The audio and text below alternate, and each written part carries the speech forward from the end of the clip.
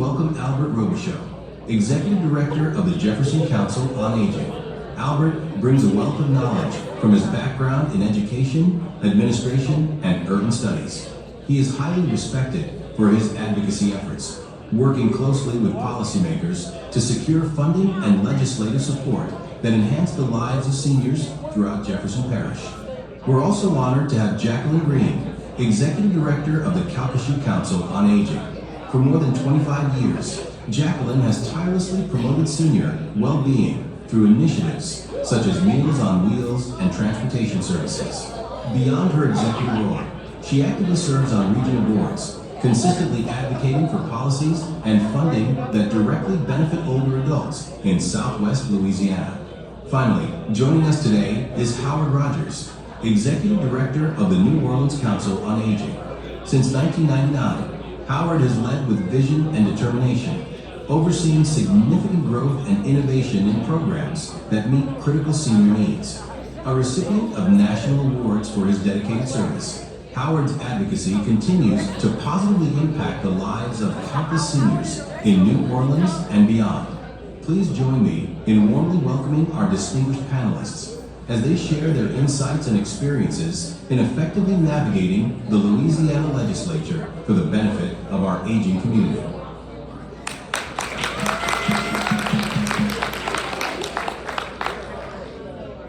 Good afternoon, everyone. As stated, I am Jacqueline Green. I'm the Executive Director of Calcasieu, and one second, Can we get everybody's attention real quickly? good afternoon, everyone. We were waiting on the esteemed Mr. Howard. Here he comes. It is all of our honor to be before you today. We are all seasoned.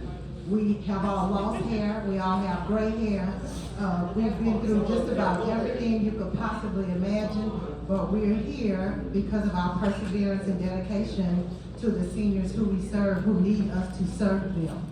So if there's any way that we can assist any of you today with any questions that you may have for best practices and things that we've done that has helped us to stay and maintain over this journey, we would be more than happy to share those insights with you. If you did not attend Tasha's tour yesterday, you missed a treat because it absolutely would show you what can be done and how it can be done. She can give you what you need to help you be able to create those new initiatives. There are several opportunities for funding that we network and talk about all the time. That's why it's important that you network. When we have conferences for Lakota and Atlanta, we share valuable information with other directors on what works and what we've lived through. We don't sell you pipe dreams. We tell you what's available and how you can get it and what it takes to get it. We work with the legislature. 2015 was our first increase now since 1982. We sponsored that bill out of Calcasieu with Senator Ronnie Johns, and that was our first increase since 1982, and here we are again getting ready to try to get another increase instituted. So we'll be happy to answer any questions or comments that you have today, even including millages, which I'm sure Al and Tasha can elaborate on.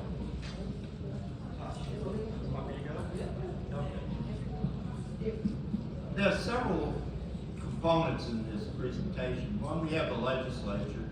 Two, we have millage. And three, we have fundraising.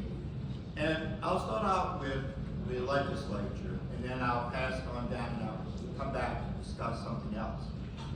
First of all, you have to know with the legislature, there are two sessions that they could have, a regular session or a fiscal session. This year it's a regular session, okay? And each legislator can only introduce 5 pre-filed bills. So you have to start out, if you want something introduced in the legislature, you have to start out in at least October. Because if you don't, they're gonna have their 5 bills and you're gonna be out in the cold. And there are 2 main bills for you to consider. They all originate in the House. Remember, the House is where the money starts. House Bill 1 is appropriation. That's where all the funding for GOEA is. So if you want to get any money, the governor presents his budget, and he will not put increases in his budget that like we're seeking in House Bill 126. So you have to go before the Appropriations Committee, and you have to get someone on the Appropriations Committee to put the bill into the hopper. Because if you don't, you're not going to have anybody up there speaking on behalf of the bill. And you have to choose wisely the person you choose to present your bill. Because, for instance, I have one legislator whom I won't identify. If I go to her and say, I need additional money, she'll say, we have no money. She's not going to introduce a bill for us, okay? She'll vote for it. She's never voted against us, but she won't introduce the bill. So you have to find the right person to introduce the bill. And then that's when it's introduced, it has to come to us in Lakota to go before the legislature, show our faces, speak to our legislators. It's not going to happen without all of us here. Because if not, they'll say, oh, wait a minute, this bill will benefit Jefferson Parish, or Orleans, or Calcasieu, or East Baton Rouge, and it won't benefit Madison and Allen Parish. So you have to be present there to do it, and follow the legislature very carefully. So I'm going to pass it on down now. Be following House Bill 126, get your legislators involved in it, and that way you will, we will be successful, I hope. The other thing I didn't mention, House Bill 2 is where if you want a new senior center, that's where you have to go to get your new senior center. And you have to have your parish or your city mayor behind you in that. Because if not, if it's not a priority in your city or parish, you could forget it. Okay, let me pass it on down to Howard. Yeah, you are. All right, good afternoon, folks. I started this back in '78 when we started a senior center in '77. And Imelda Washington, who started me off in this business, one of the things, y'all not gonna raise your hands, but how many in here y'all wear false teeth? Alright, see, I know y'all wasn't gonna raise your hands. Nobody's gonna say. Alright, so why am I tips? Alright, why am I saying this? I know. In 1978, there was a bill in front of the legislature. It was called the Right to Buy. This was where Medicaid started to pay for dentures for seniors. All right. So we brought 2 busloads of seniors up here from New Orleans. We went to the legislature. We had them to wear T-shirts with George Washington on. When we got into the house room where they were going to have the hearing, we took the seniors and we put those seniors up front and we told them to take their teeth out. So, 1 or 2 were called up to talk. They didn't have any teeth in their mouth. But guess what, folks? It passed the House. That's called effective advocating. All right? So when you go to the legislature and you have a cause, you have to be very creative on how you want to get your legislation passed. One of the, I guess you could say, things that I've used over the years, we have what we call the Senior Voters Caucus. Senior Voters Caucus has been going on now for over 30 years. And what happens is when there's a general election or a local election, we send out invitations to all of those candidates that are running for governor, mayor, state rep, state senator. and we bring about 300 to 400 seniors in front of them. And we let the seniors ask the candidates the questions. And so, starting now, I've gotten phone calls and emails from individuals who are getting ready to run for local offices in New Orleans, for mayor, state rep, not state rep, but mayor and councilman, because they want to come to the senior voters caucus. Why? Who is the demographic that vote and vote consistently? People, seniors, people over the age of 60. So what you have at your resource are voters. What you have to do is educate them to what the cause is for them to know what you are pushing and asking them to vote for. One of the good things about this state is that we're all connected. You know, Louisiana, especially New Orleans, we want to know what school you went to. We're not talking about what college, we want to know what high school you went to. All right? And so from your relationships with individuals from grammar school, high school, you use those relationships, especially those individuals who want to run for political office, because they can count on you to deliver or hopefully deliver those individuals who are going to put them in office. But the other part of this is this. You also have to remind those candidates who got them there. Because we have some elected officials, once they get in office, they forget who put them there. You know, and especially if they got to run for re-election. My particular, I guess you could say, dilemma was, and we're not gonna call any names, but 8 years ago, I interviewed both of the candidates for mayor of the city of New Orleans, and I was pushing the millage. The millage ended up on the ballot, but it didn't pass because the individual at that time decided that they weren't for it.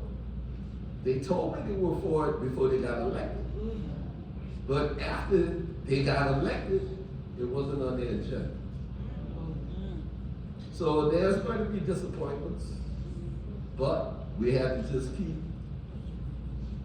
rolling through it. And we got a new election coming up this year. And for all of those new candidates going to run for mayor, guess what question I'm going to ask them? Are you going to support a millage? Because we need, as I said yesterday, 1/3 of this country is going to be over the age of 60. So how are you going to help these folks? How are you going to keep them out of nursing homes? How are you going to keep them in their homes being productive citizens?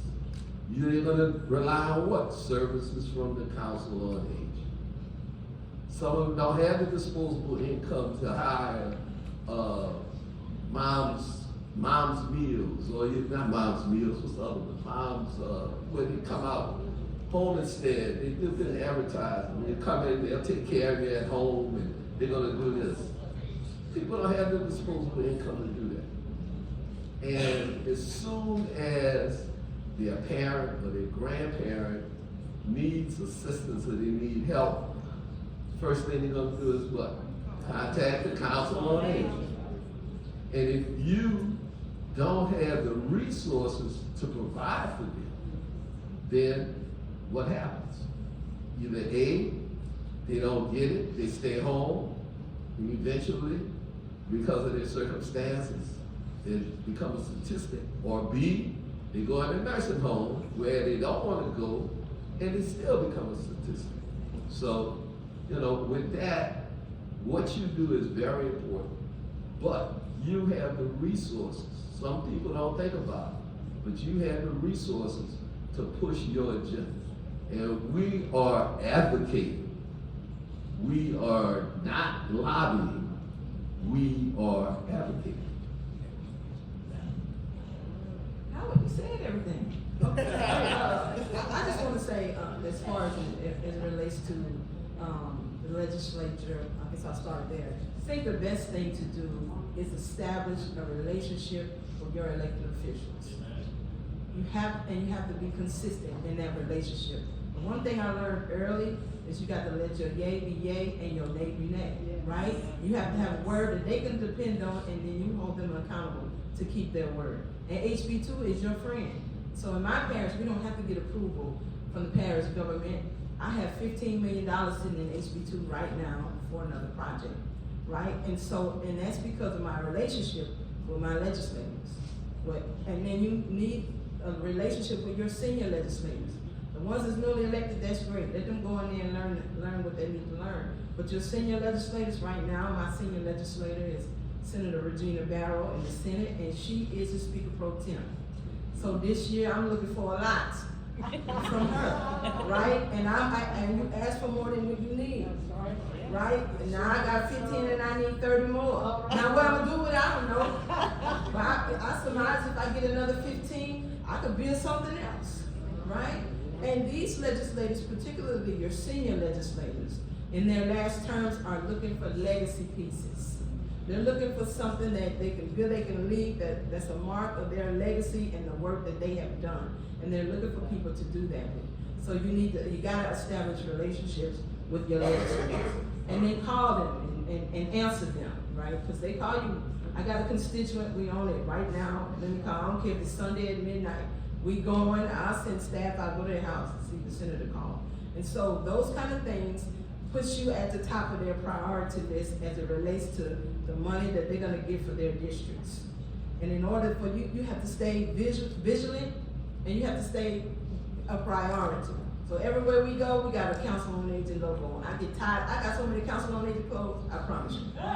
And if I go to anything, if I'm going to somebody's church, if I'm going to the Capitol, if I'm in the mall, if I'm at Walmart, I got on my council on aging shirt. Why? Because I keep it in your face so you can remember me, so you can know what we do. So when it's time for me to ask for this millage next year, I don't have to call you all day. You already know what we do. You see me in Walmart with my shirt on, helping the senior get the food down, right?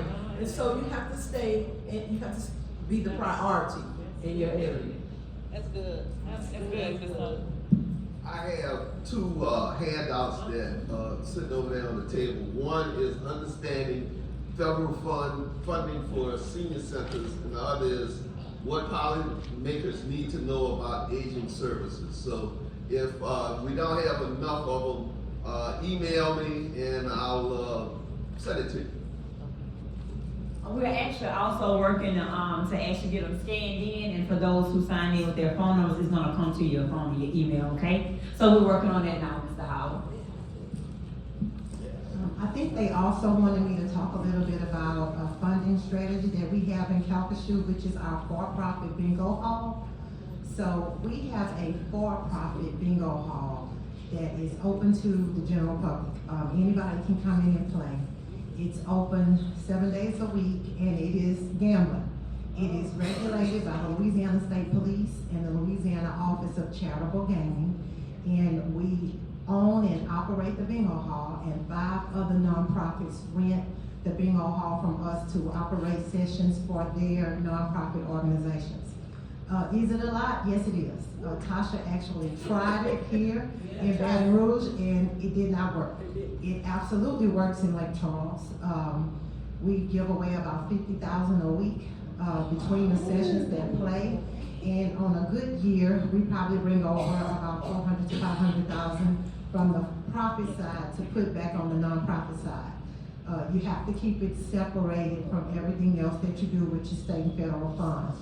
So we are a full-service nonprofit and a full-service for-profit business, and we manage all of that along with our council on aging. It's a lot, but people still love to gamble. People still love bingo.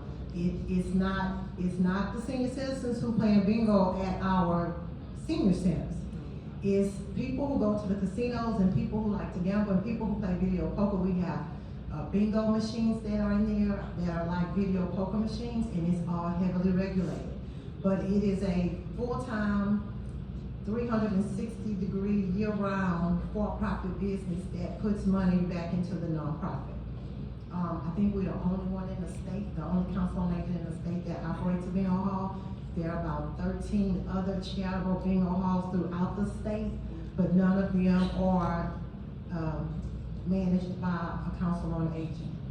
So if you would like, we're building right now. So hopefully by this time next year, we'll have a brand new 21,000 square foot facility. You are mandated to have a smoking and a non-smoking room. You're mandated to have security. We don't allow drinking. Some allow alcohol, but we don't. And we still run anywhere between 100, 150, 200 people on our night sessions, and somewhere between 60 and 80 on our daytime sessions. You can get them in there. You just gotta know how to get them in there. They love new things, they love specials, and they're gonna come clean. Bingo has changed. What we doing in our senior centers is not at all what we're doing in our bingo hall. There are now electronic video bingo handheld machines, and those machines will play your cards for you while you sit there, and you can play as many books as you want to play. You still purchase your books, and it loads the books onto the machine, and then they rock and roll from there. The average person probably spends $75 to $100 per session when they come into play, and you just have to create an environment for them that's conducive for them to want to keep coming back, and that's pretty much what we're doing. Let me just say this, Jack, don't do it. I'm gonna tell you, don't do it. My team, we spent a month and a half with Jack. We learned everything bingo. We set it all up. They just got something special in Lake Charles. I'm telling you gonna end up driving yourself halfway to death. We worked all day and all night, and we didn't make $1. But look, we weren't scared. And what we learned is this: no risk, no reward. But we learned from that experience, and we found our own niche. And that's why we make meals, right? We generate revenue through meals, because we could go home at 4:35. They play bingo 4 in the morning. We can't do it, and then they say no drinking. They come in there drunk. Right? So, they go into the car on the break. And we just, look, we tried it, it didn't work for us. If you ask me, I'm gonna say don't do it. Unless you live in an area where they love to gamble, and they don't have other options. There's too many boats and casinos in our area, and we were the gambler of last resort, right? They like our food better than our games, so we knew then we need to be in the food business. Let's talk about millage now. Most people don't understand millage.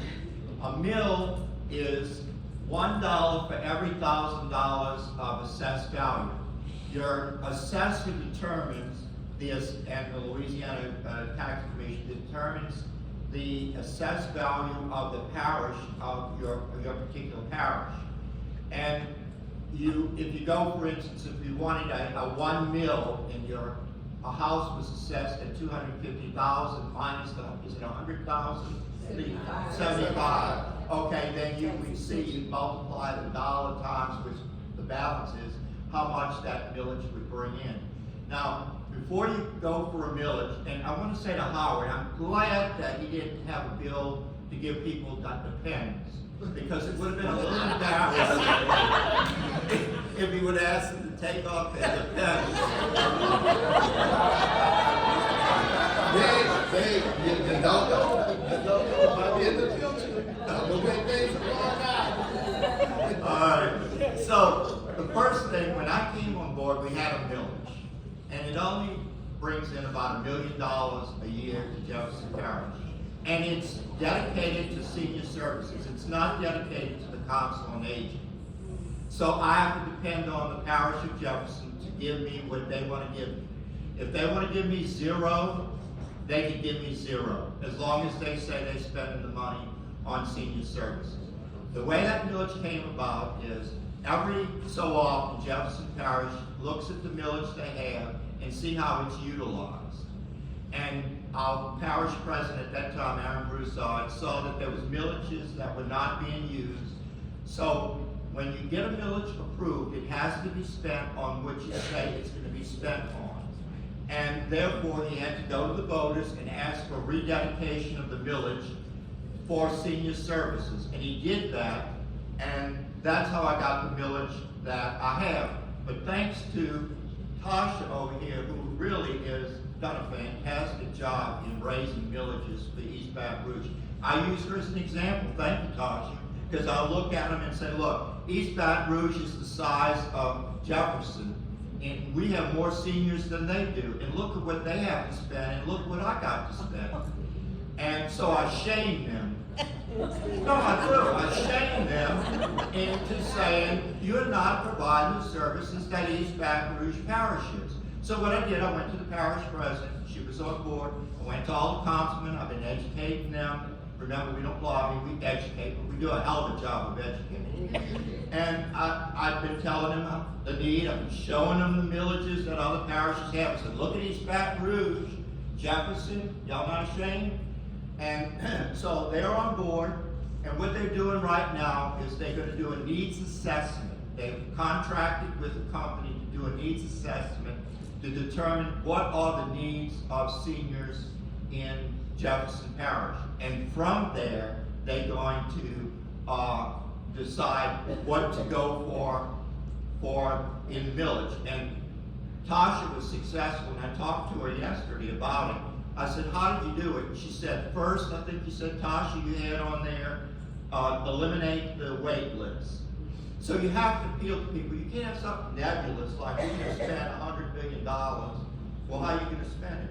You have to tell people exactly how you're going to spend it. If you do that, they'll be more apt to vote for it. The reason the amendments failed this past weekend is that people didn't understand it, and there wasn't an educational plan to educate people on what they were voting for. So they said, I don't understand it, no. So you don't want them to do that. And so I'll move on to let you know that if you're gonna get a millage, if you don't have your parish president on board, your councilman on board, you're wasting your time, because they're going to defeat it, and you don't want that to happen. So be sure you go to them first, and you need to talk to your assessor too, because we had an assessor in Jefferson Parish, Lawrence Hardy. If he sent out his little pink sheet, you were in trouble. So be sure you get everybody on board before you go forth from village. Al just said something that they're getting ready to do a needs assessment. Y'all all have a needs assessment. It's called your 4-year plan. All right. You already did a needs assessment. Use the tools that you already have, if you can, to push what you want to do. As it relates to our village, I have to, be honest. My staff and I, we went to, and we spent 2 days in Terrebonne Parish before we decided that we're gonna do a millage, how we're gonna do a millage. And Diana, I think her name was Diana at the time, she taught us how to do a millage, what you need, and showed us the things that we want to do, her housing, her facilities, and told us aim higher than that. And so one thing that we use is we build relationships. During this flood, she brought us a truckload of stuff. They had some issues, we took them some things. But as it relates to our millage, we decided how much we needed to do what we wanted to do, and we worked backwards. And because we had established relationship, we didn't have to call the parish anybody. We just decided to go to the Metro Council and get our measure on the ballot. Now, it wasn't me alone. There were over 20,000 seniors that was calling. So the seniors accomplished us in getting the millage. They called, every senior go to somebody's church. So they called all their pastors every Sunday until it was time to run our millage on the ballot. They called their family members. If you don't vote for the Council on Aging, I'm not talking to you anymore. You can't come over here and eat Sunday dinner. So we didn't have a lot of money to run our millage, but what we did was have the heart of the people. And the seniors bought into it because they brought it to us in actuality. Our advisory board said, there's a millage in West Baton Rouge. They have a millage, and they taking care of their seniors. We have way more resources over here. There's no reason we shouldn't have. And what we did is we got with our attorneys and we set up the proposition language so people could eat it, right? So the first thing we said, eliminate the wait list. And we need more food for Meals on Wheels. Everybody knows what Meals on Wheels is. That's your calling card. So all that therefore, where are, and where are God, we didn't put all of that in our proposition language. Because when you get to the ballot, we want you to read the first 2 lines and get it. right? So we need senior centers, so your grandma don't have to sit in the house looking at Young and Restless and talking on the phone all day. We need senior centers 2 miles from every neighborhood, and we need housing. Our seniors are living in deplorable conditions. These seniors need somewhere where they can live that's decent and affordable, and they're not gonna die on the porch, right? And so those simple things, we kept it simple, and we want a village. But one thing about a village, more money you got, more problems, right? Y'all saw a lot of nice facilities, but y'all don't see the problems, right? They're not out there by the pots. And the more money you have, the more people want it, right? So they cover what you have, and they don't know the work that you put in to get it, or all the whoopings that you take to keep it. Because we get it, right? But we stand up, that's another thing about my team, we ain't scared to fight. You gonna take it from us, we not giving it. Right? We not scared to fight. And we tell you wanna fight, come on. But we can try to do this another way, but if we gotta fight, we will fight. Because our seniors deserve the best.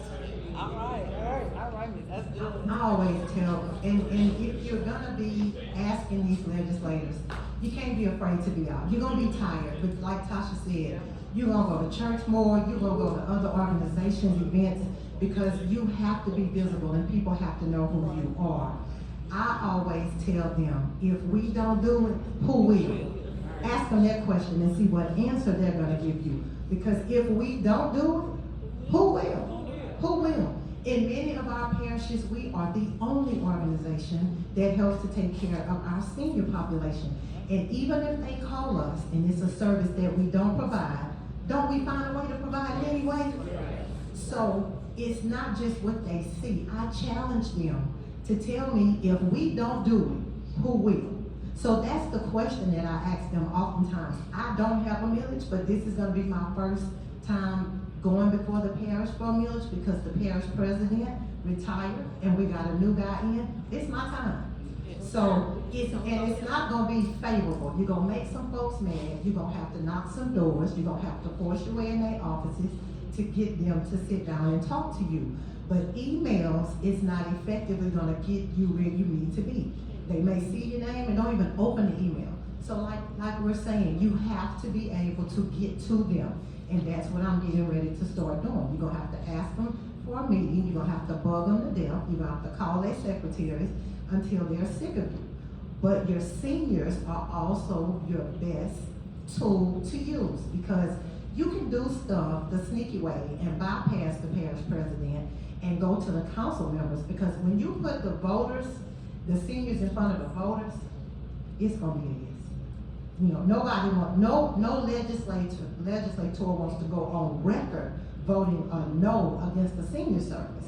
So you have to be crafty in the way you do things, but you have to remember you're doing it because you're serving a population that needs to be served. So I plead to them when I go to them. If I don't do it, who gonna do it? What are y'all gonna do to pick it up? They don't want to do it. They don't want to go into the homes of a person who has no children, or who is a widow and hasn't had a family member visit them in over a year. They don't want to go into the home of a person who still hasn't fixed it from a hurricane, and the poles in the floor and the roof still got a blue tarp. They don't want it, but they want it to be done because it's in their parish or their jurisdiction. So when you think about it that way, it gives you the drive and the determination to do what we have to do, to be able to try to get the extra resources to help these seniors. So I think it's about 20 parishes in the state that currently have a millage. About 20. So I'm hoping to be number 21. So, but you have to be able to get the determination to get out and do it. You know, it's not gonna be easy. It's not gonna be easy, and you're gonna get discouraged. But when you think about the population who you're serving, if you weren't serving them again, who would? So let that be your driving force and your determination for trying to find other ways to bring extra funding in, but you have to be visible. You have to go and you have to speak, and people have to know who you are and that you're dedicated to what you're doing, so that it's harder for them to turn you down when they know what you're doing. You know, and when you can prove what you're doing in your community. The other thing is how to raise funds. And, you know, I was talking earlier to some people who are here from one of the rural parishes. It's harder for you than it is for us in Orleans and Jefferson, East Baton Rouge. But all of you have service organizations in your community, such as the Lions Club, Rotary Club, Masons. All Masons lodges are supposed to have a charity that they involve in. So maybe they won't give you money, but maybe they'll volunteer to do things for you. So don't overlook them. And the most important thing is, don't be afraid to ask. That's the important thing. If you would have known me when I was a kid, you would have said that guy will never, ever come out of his shell, because I was as shy as you could be. And the way I got out of it, I got a job working at the clerk of court in Gretna, and the first day they said, go into the judge's chamber and get him to sign this. And I walked to the judge's chambers, and it's in the session in court. So I'm there like, I don't want to do this. And he saw it, and he motioned for me to come forward. And I lost my shyness on that day that occurred. And don't be afraid to shame people too.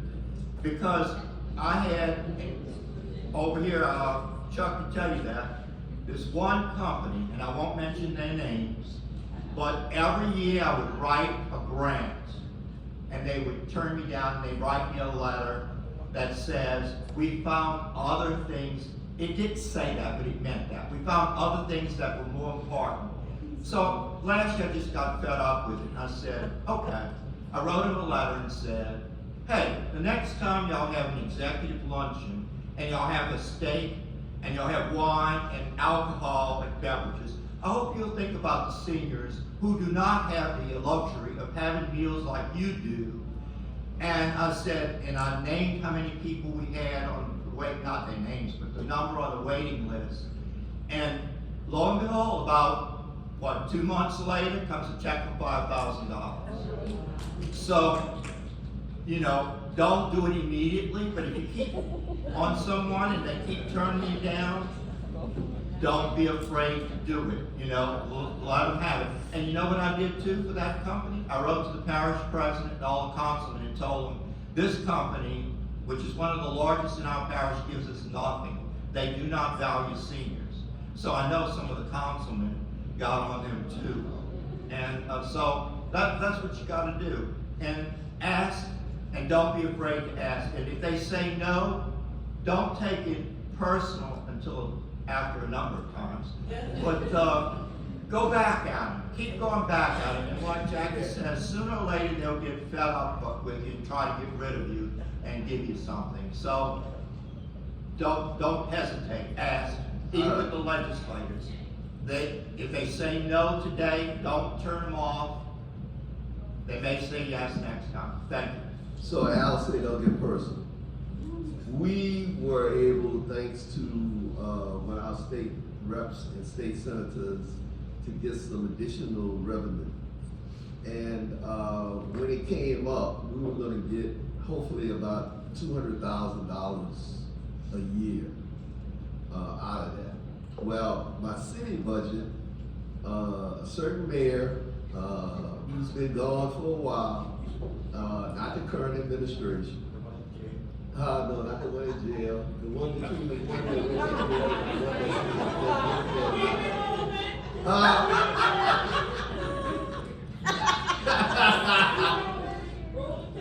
roll the tape. All right, but anyway, they decided to take our money. And so they reduced our budget by that amount of money when it came in front of the city budget was coming up. And they told me about it. They said, well, you're going to get this money.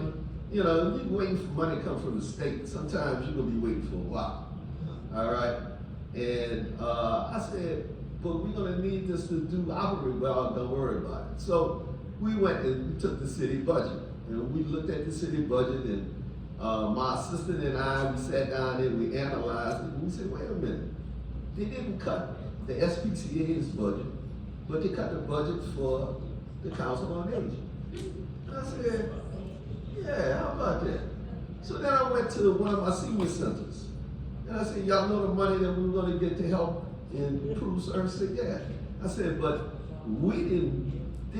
they took our money, but they kept the budget for the SPCA.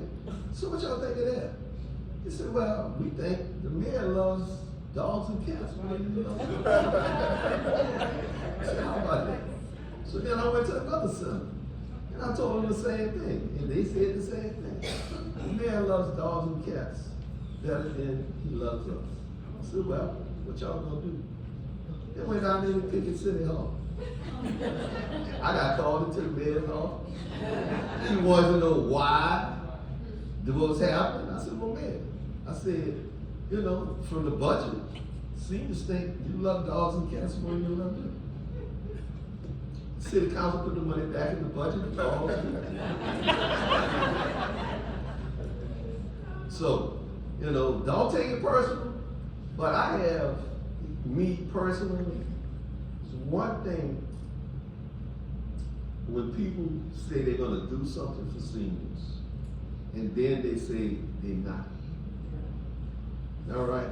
Because you have individuals that depend upon you for life-saving services.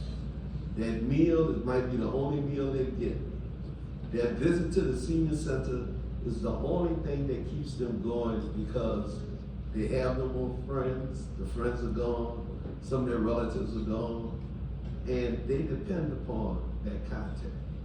So that's my line in the sand. So that's when I take it personally, because you are hurting him. Any questions?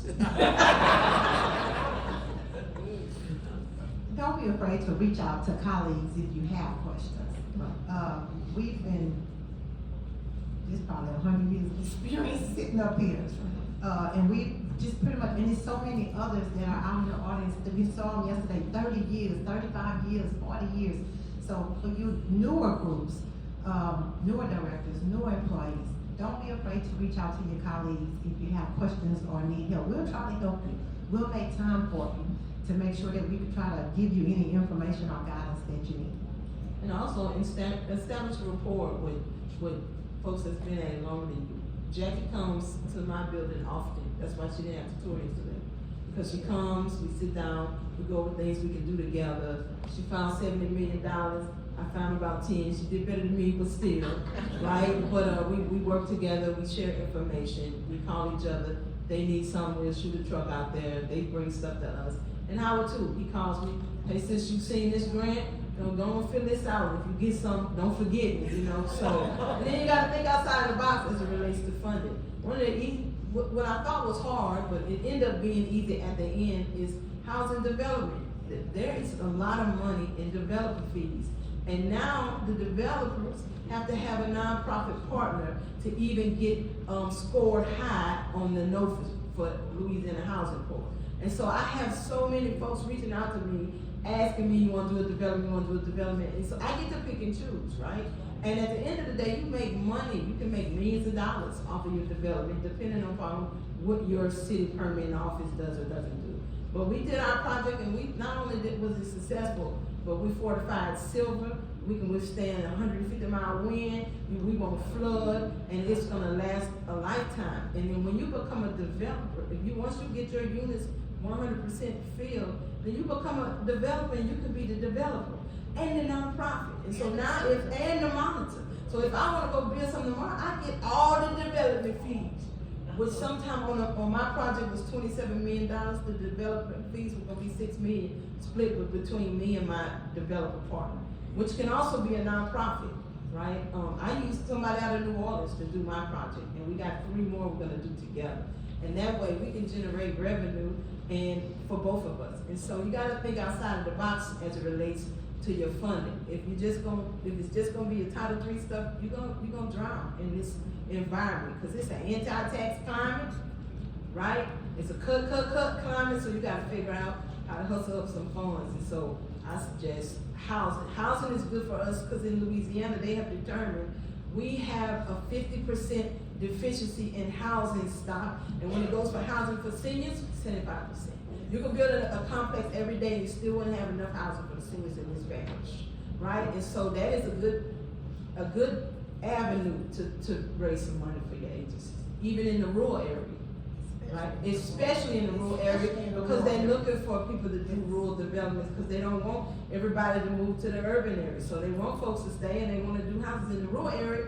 You can do 3 houses and get money from LHC, $150,000 per house, as long as you have somebody that meets a certain threshold in income. So I suggest that you take some time on the Louisiana Housing Corporation website and study it.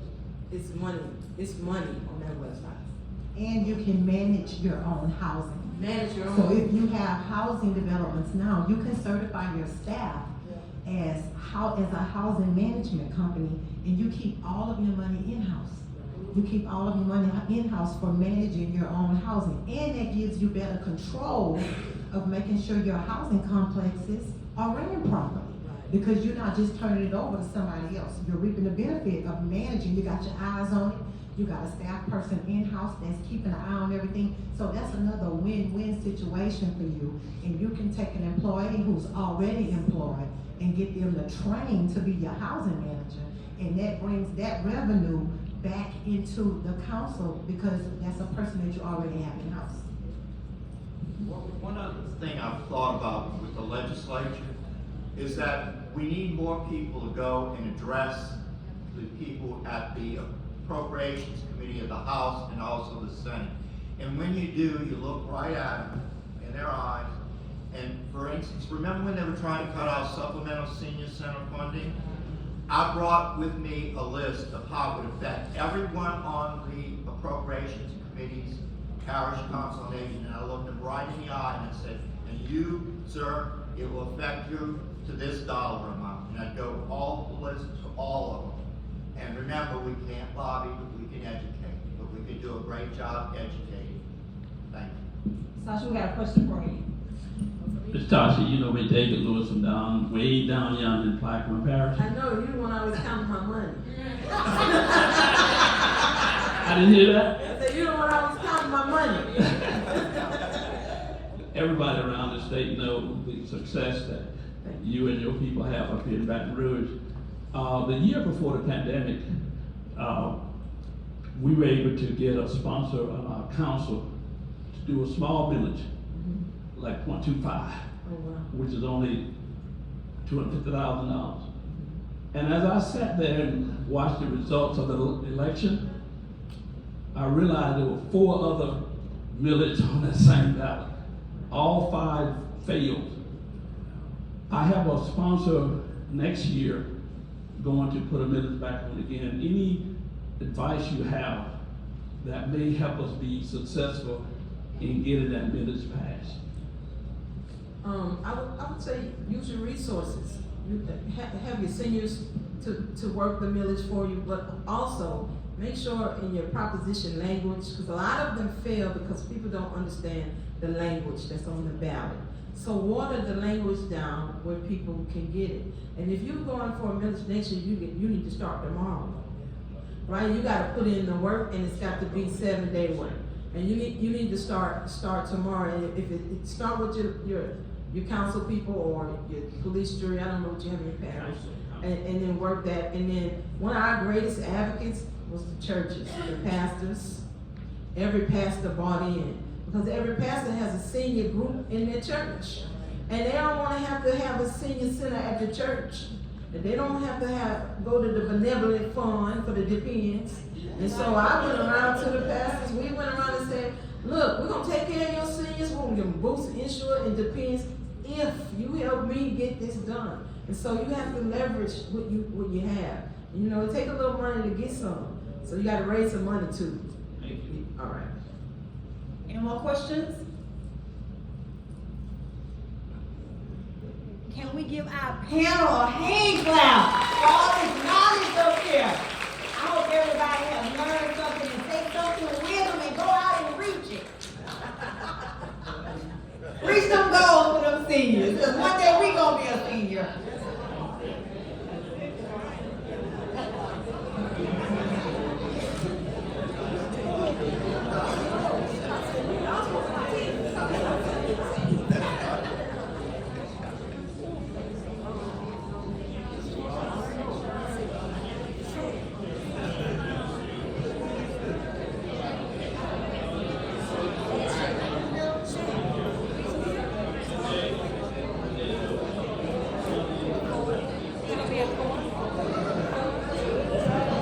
right, everyone.